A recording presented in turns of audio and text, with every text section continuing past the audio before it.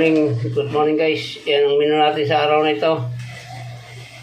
Tinulang native na manok. Yan o. Yan, nakapainit na yung kawali. At ito yung ating mga gagamiting sahog.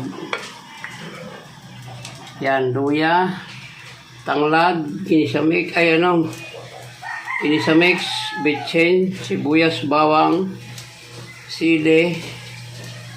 Yan, tapos gigisa natin sa patis at paminta. Lalagyan ko ito guys ng may dugo rin ng manok ito. Saka siyempre, papaya at dahon sili.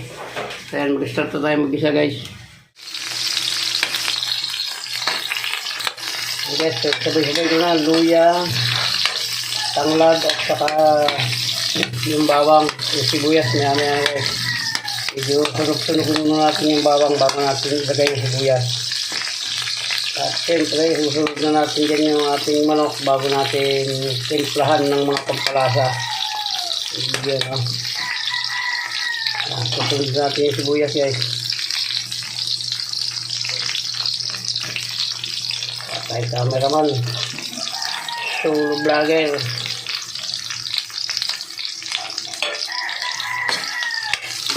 Solo magluto.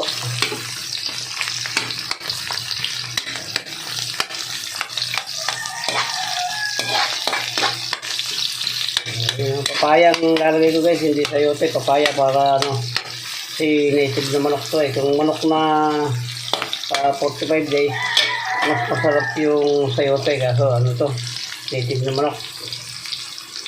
Yan guys, lalagay natin yung ating manok.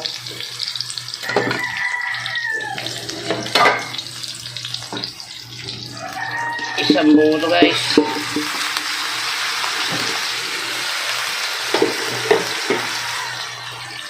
Isang pirasong manok. Dali lang to, dumalaga pa lang to guys. Kaya tapos madali lang tong maluto. Kaya lalagyan natin ng patis para makasip-sip siya ng malat-alat na lasa. Yan, lahat natin kakaunti naman na yan. Siyempre, lalagyan natin ng bitchin yan bago natin tatakpan. Yung ibang regado guys, mamaya na lang. Yan o.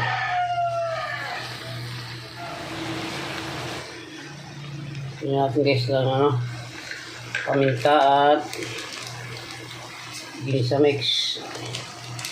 Maya ilalagyan na natin yung papaya niyan guys, tapos sasabaw na natin yan. Yan guys, lagyan natin yung ating papaya at tatakpan muna natin ng kaunti bago natin sasabawan yan. Maya natin titikman kung tama na yung alat niyan. Lagyan natin ng kuwan yan, chicken or cubes. Pero tatakpan ko na guys. Lagyan natin yung guys. Dugo rin ng manok yan.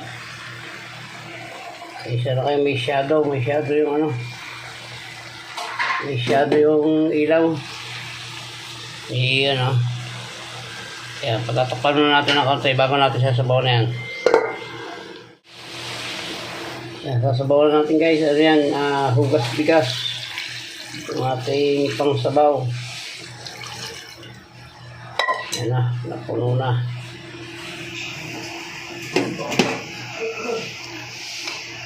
Ayos lang yan, isang buo naman to, isang buong manok to guys.